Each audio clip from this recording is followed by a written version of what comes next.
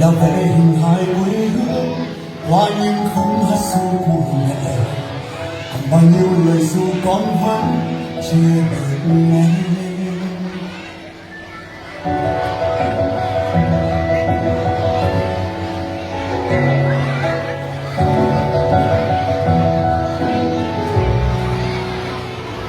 Việt Nam quê hương ta đẹp lắm, mặt lửa khói xây xeo tháng năm.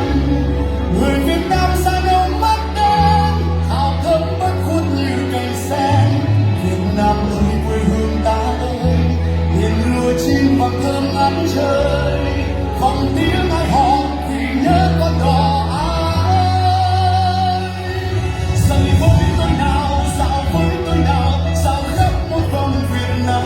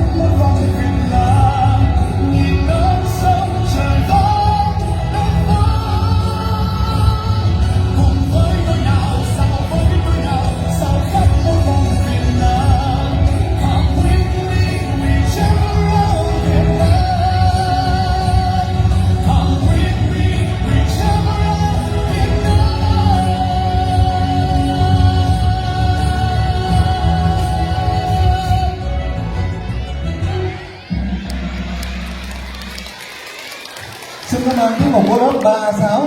Tiếp theo chương trình là tiết mục đơn ca lời thầy cô do em Nguyễn Quốc Anh lớp 425 trình bày.